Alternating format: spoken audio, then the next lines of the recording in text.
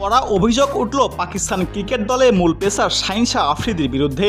দলটি সাদা বলে দক্ষিণ আফ্রিকার কোচ গ্যারি ক্যারস্টনের সঙ্গে নাকি বেয়াদবি করেছেন বাঁহাতি এই পেসার। ঘনিষ্ঠ সূত্রে বরাত দিয়ে এক প্রতিবেদনে এই তথ্য জানিয়েছেন পাকিস্তানি গণমাধ্যম জিও টিভি। পাকিস্তান দলের আয়ারল্যান্ড সফরে এবং ইংল্যান্ড সফরে ও বিশ্বকাপের সময় নাকি শাহিন শাহ আফ্রিদি এমন বেয়াদবি করেছেন। প্রতিবেদন অনুযায়ী শুধু ক্যারেস্টেনই নন, শাহিনের বাজে ব্যবহারের শিকার হয়েছেন দলটির সহকারী কোচ আজহার মাহমুদ সহ অন্যান্য স্টাফরাও। বেয়াদবি করলেও শাহিনের বিরুদ্ধে তখন কোনো ব্যবস্থা নেননি দলের সঙ্গে থাকা ম্যানেজাররা। প্রতিবেদনে বলা হয়েছে শাহিন কোচ ও ম্যানেজমেন্টের সঙ্গে সফরগুলোতে অনেক অসাধারণ করেছে, কিন্তু এই অন্যায় আচরণের জন্য তার বিরুদ্ধে কোনো ব্যবস্থা নেননি ম্যানেজাররা। দলের মধ্যে শৃঙ্খলা বজায় রাখা ম্যানেজারদের দায়িত্ব ছিল।